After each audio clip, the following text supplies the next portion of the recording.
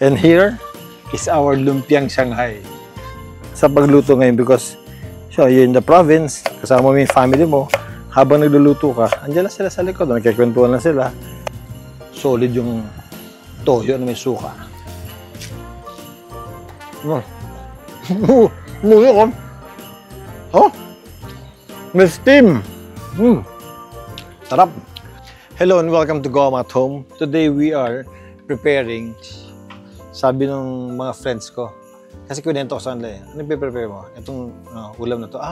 Naku, paborito ng mga niyan, ng mga Pinoy sa mga nasa ibang bansa. Lumpiang Shanghai, no? Pag nagpunta sa mga restaurants outside the country, talagang laging merong lumpiang Shanghai. So today, that is what we are preparing. So ganito, lalagyan natin ito dito sa bowl, sa mixing bowl. And then, kuha tayo ng carrots natin. But what I'll do, hindi ko puputulin ng pino yung carrots, but what I'll do is I'll grate it. So, tanggalin natin yung skin niya. Yan, bilis lang yan, gano'n lang.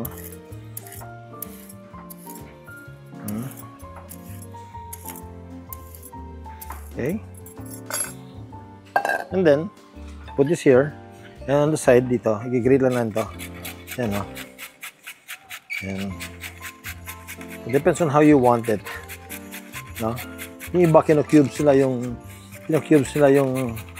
carrots. Yung carrots. No? Yung iba naman, sinashred nila ng gusto. Tayo will grate it like this. Kasi yan ilalagay natin dito sa pork natin. Why do you choose carrots? Kasi yung carrots, masarap yung umami flavor niya eh. Yung umami taste niya. Kaya tapos, yung pag kinagat mo yung lumpiang Shanghai, gusto mo nun, may nakita ka rin magandang colors, di ba? Ganda ng pagka-orange niya eh. So ito. Yan, ganda oh. At saka by doing this, it saves you more time kaysa pag pag pinutol mo siya pinong-pino. So yan. So na, pag nakita mo siya na tama na yung size niya para sa'yo, it's up to you now kung gusto mo na siyang gamitin na ganyan o gusto mo pa siyang putulin. But in my case, para sa akin, okay na to. So, isasama na siya dito sa pork natin. Natin siya para malinis. Yun. Good. Onions. Putulin na siya ng pino. Okay. And then, maganda to, pag gumawa ka ng ganito, dahil lumpia, masarap na marami kang lamas, marami kang mga ganitong klaseng mga sahog para mas malasa. Yung ba kasi may mga lumpiang Shanghai, pag hindi mo siya nilagyan ng bawang, sibuyas, pag hindi mo dinamihan, medyo may konting tabang eh. So, mas maganda, damihan mo na. Tapos, cut it na medyo pino. Yan.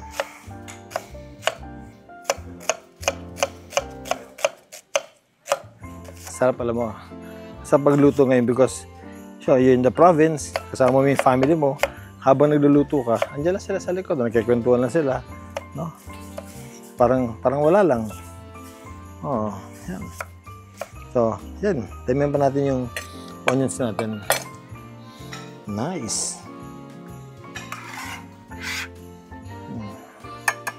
Then every step of the way, lagi mo lilinisin yung table mo. Always clean your table. It's always nice to work in a clean environment. Yun. Okay?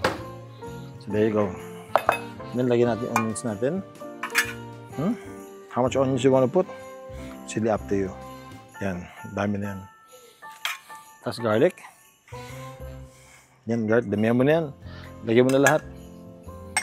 Okay? And then we'll put some oyster sauce. Yan. It's really up to you kung gusto nyo lagyan ng eggs. Pwedeng oo, pwedeng hindi. Pero wala naman ako nakikita ng eggs. Pero pag may lumabas na eggs dito, lalagyan natin ng eggs. Tingnan mo. Galing, may lumabas na itlog. Lalagyan natin ng itlog. Okay, isa pa. Gawin natin dalawa. Okay. So, the egg will be our binder. Lalagyan natin ng pepper. Our Shanghai. Magpapainit na rin ako ng mantika natin. So, at this point, wala pa siyang salt. I-mix ko muna siya. Wow, sarap. Looks really good. Hmm? Nice. Hmm? So see with the carrots, oh. Ganda ng color niya. Plus yung onions, no? Lagyan ng salt. So salt.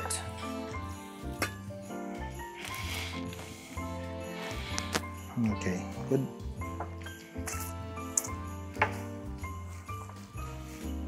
Beautiful. Wow. Nice. Okay. So next nito, i-wrap na natin yung Shanghai natin. So gawin natin, prepare tayo ng ano, hindi to slurry, pero parang paste lang niya para sa ano, parang paste niya lang para pag sinara natin yung, ano, yung lumpia wrapper natin. So this is cornstarch. You can use cornstarch or you can use flour. Depende kung ano gusto mong gamitin. Mix natin doon. So yan, parang siyang paste. Yan. So dagdagan mo natin. Gusto natin mas makapal. Yes. Okay. There you go. So yung paste natin, yung pandikit natin, nandito lang sa gilid. Okay. Take this out. And then, ready ko lang yung lumpia wrapper natin. Ngayon, pag may lumpia wrapper kayo, may nabibili yung bilog. Pwede nabibili na ganito na, spring roll wrappers. Pero once you open it, mabilis to matuyo. So, I open it. So, ginawa ko, meron siyang damp cloth. Ito lang yung damp towel. No? Tapos ito yung gagamitin natin. Isa-isa natin ipipil yan. Kasi pag hindi mo siya, no, pag hindi mo siya binasa, pag natuyo siya, hirap na, mapupunit talaga.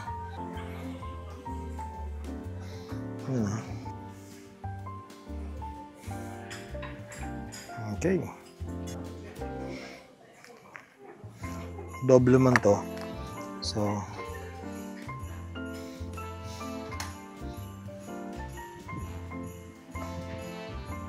okay, yan. Goodie. Okay. So, once ma-peel natin siya, iwan nyo ulit sa plate. And then, sasara nyo ulit siya with the damp cloth. And then, nice. Kuha ng kutsara. Let's get our pork mix. Yun. Dito. Oh, yan.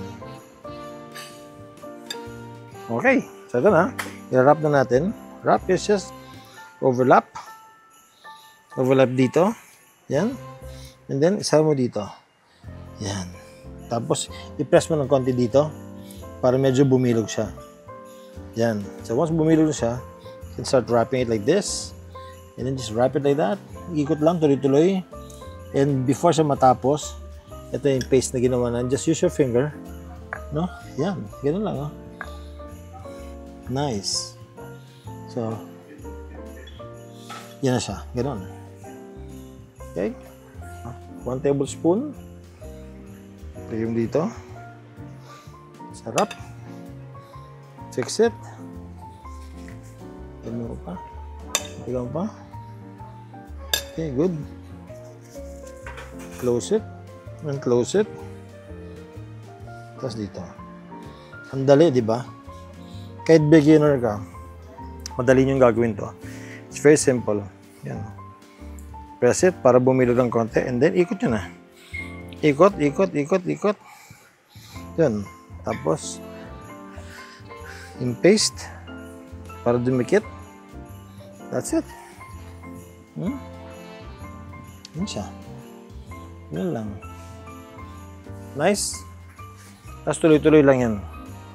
So ngayon, na-roll natin yung malumpia natin. Ito na siya. Actually, may choice kayo kung ano gusto nyo gawin. Kung gusto nyo na iprito ng buo na ganito or gusto nyo na mas maliit. But while we're doing that, lagyan natin ng oil yung itong skillet natin. I want it medyo deep fried. So, dadagdagan ko yung oil. No? Dadagdagan natin yung oil natin. Yeah. Kasi maganda pag nakalubog yung ano. Maganda talaga pag nakalubog yung lumpia natin. Okay? So, what I want is, I want to cut this in half. Nang sa ganun, mas maganda yung ano, mas maganda yung pagkaprito natin sa ano, sa lumpia. Cut this. Ito. Yan. Yan. At saka for some reason, kapag pinutol mo siya na ganun, niluto mo siya na bukas, mas malutong yung ano, mas malutong yung lumpiang Shanghai. Yan. Okay.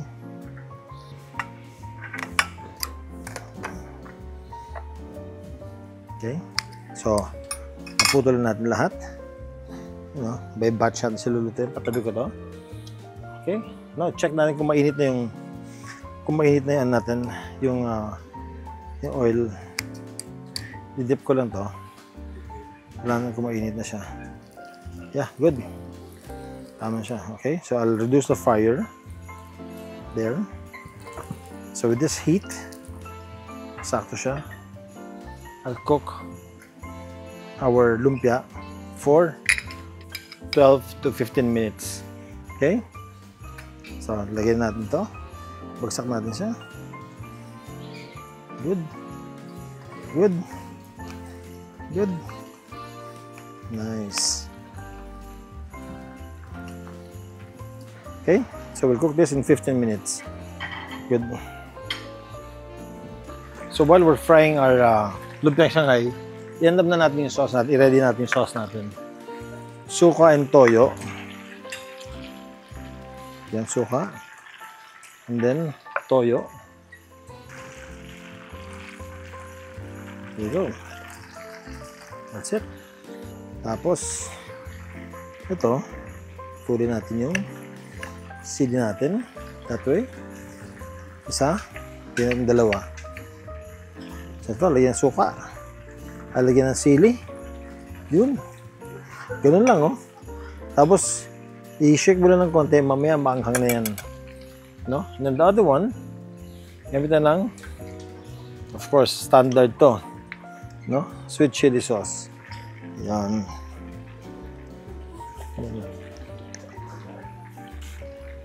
Okay. Nice. Good. That's it. Okay. So, after 15 minutes of frying our lumpiang Shanghai, makikita nyo na ang ganda na ng pagka golden brown niya. Oh. No? Oh. Tapos yung loob niya, yung meat niya, talagang lutong-luto na siya mabuti. So, ngayon, hanguin natin to. And then, we'll let the oil drip for a while. Kung wala kang colander, pwede sa spider. No? Yun. Ganun lang. Habang ginagawa nyo yan, yung next batch, yun naman ang ano, lagyan pa na ng konting oil. Yung next batch, lulutuin na natin. Right?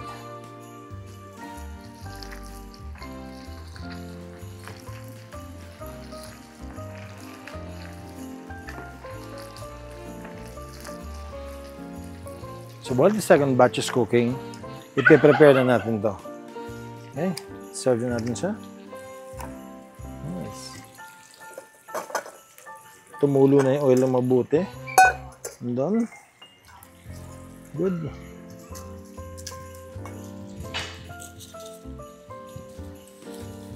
Init, no? Sarap.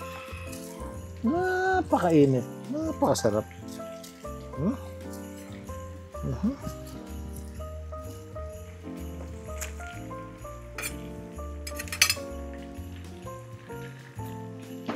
And here is our lumpiang Shanghai. Okay, let's try it. Ganda, oh. So I'll try it first without the sauce. Crispy. Ang ganda ng luto sa loob. So you really expect na medyo dark yung ends niya, no? Tamang-tama. Try the sauce.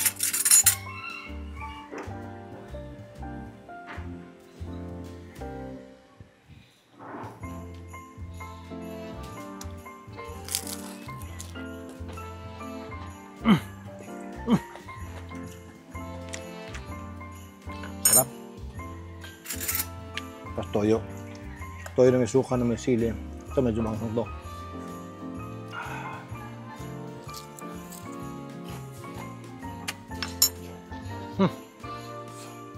May ano, may bite. Mahang. Sarap. Wow. Talagang ito yung paborito ng mga Pinoy, no? Pag nasa labas ng bansa. Sarap. So here's your lumpiang Shanghai. It's crispy. Malinamnam. Sarap. Brother Matt, oh. Very good.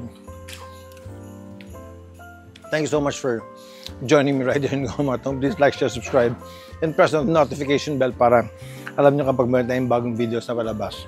Okay? So do this in your own home, do this in your own kitchen, and share with your friends and family. I'll see you again next time right here in Gomatom. I'm Richard Gomez. See you again. Bye. Solid yung toyo na may suka.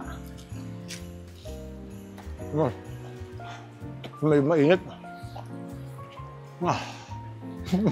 Muli ko. Oh, may steam. Sarap. Sakto, second batch natin, paluto na. Nice. Good.